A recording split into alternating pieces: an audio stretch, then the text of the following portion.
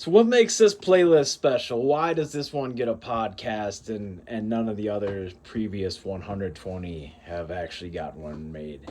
Because I'd have to say, in absentia, this is in fact kind of a love letter to Minnesota music, Minneapolis, St. Paul area scene. That might mean Maplewood. It might mean people from Wisconsin. It might mean playing in Fridley at Star Central or whatever it's called now.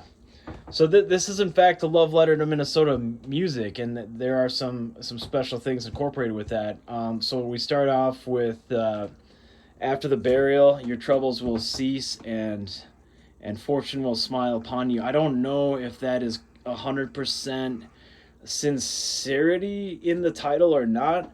The lyrics are absolutely fantastic, very thoughtful and worth listening to, worth thinking about, and also it just hits right away with a great riff, probably on the eight or who knows if they're playing nine strings.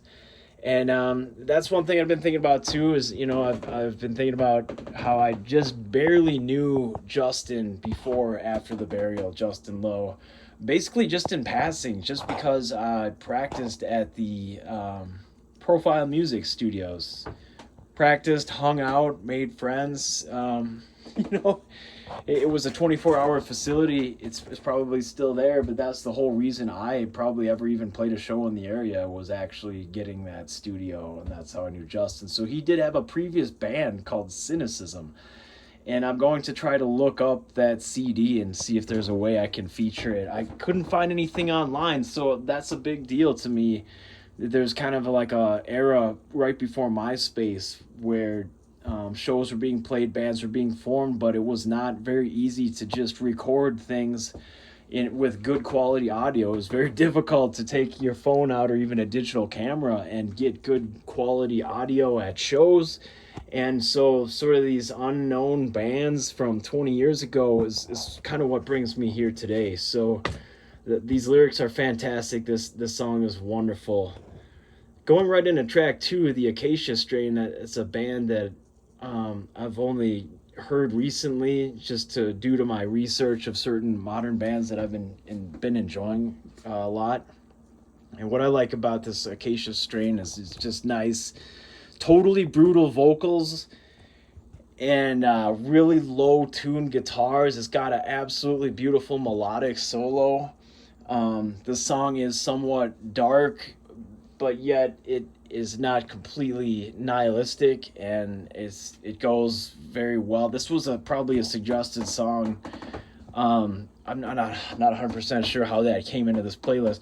Following that is a band, Polaris. I don't know a whole lot about them, but definitely have been enjoying them recently, and the fact of all of this is fleeting, and the thought of it is a welcome sentiment to me. It may not have a completely resolved feeling. I would dare say it's not, but it's definitely a good track, and it's definitely a good track. There's uncertainty baked into it. It's a beautiful meditation. Following that, track 4 on this particular playlist is Eyes Wide Open, live from Mohegan Sun. So I don't actually know who's doubling the guitars with Mike Mushok. That's an interesting thing. We've got dual guitar tracks going on. I don't know if it's tracks they're playing over, which is the newer way. But I love hearing them play live. I love hearing Aaron's voice go into that scream or that fry, the distorted vocals. This is really fantastic track. So it found its way on here. I was unfamiliar with it before creating this playlist. It's cool to hear that part of Stained. I recently listened to their Tormented album that you can't really find on Spotify. You have to look a little bit further for it. And what was fascinating is I expected something really raw, like the heaviest parts of Dysfunction. Whereas even though the production itself was a little bit more raw, it was not absolutely rough hewn or anything. The songs themselves actually had a certain sheen to their production, which I found fascinating. So there is continuity between Tormented and Dysfunction, and Dysfunction would, of course, probably be my initial favorite album. I sort of lost track of them afterwards, when the melodic hooks took prevalence. But that's okay. I respect and appreciate that. Following that, track 5, Amongst the Rust by Harm's Way.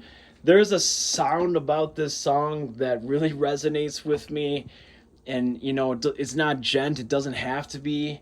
I love the melodic chorus and the way he's pushing his voice. All I wanted was to be a simple man. I mean, what else could somebody really, ask for? All I wanted was to be a simple man, something to love but I'll never understand. I've been searching for a heart of gold. It's hard to find amongst the rust.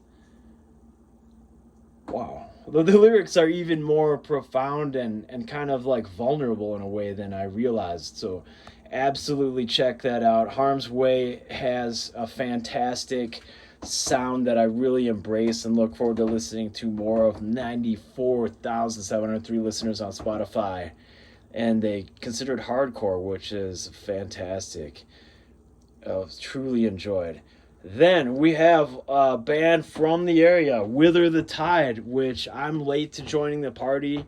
Their album Astronomia Nova from 2020 is absolutely fantastic. It's a synth-heavy rock album which blends those elements, I would say, seamlessly, and there's sort of a sheen to the production that is very Skywine to me. I believe there was production handled by Wally Joseph. I might be wrong. I'm going to confirm that. So Backslider is basically like an instrumental track, which is leading into Consider Me, which is just a slamming track. I'll start with the end of the song, the little melodic vocal part at the end absolutely has me coming back for more. It's I like the way the track starts with some of the vocal embellishments. He might have just been warming up and they decided to keep that in the track. Of course, I'm a huge fan of the drums in this song and this entire sound of this band. So this needs to break 1,000 plays. This needs to be on your playlist, and this is a gem out there, so it's absolutely fantastic. Next, we got Truth, Trust, and Ashes from Dying Euphoria. I'm trying to figure out if that Jared Singer was doing vocals on this or not. I'm not sure. I don't know if there's a separate melodic vocalist. I can't really find that or figure it out. But I would like to know. It's a very interesting track. Solid. It's unique. It's got solid parts, and there's a little bit of rawness to it, but I also understand these guys were pursuing music full time at that point as well. It's just well worth it. Following that, You Get What You Came For by Smile and Liar. Those guys were awesome.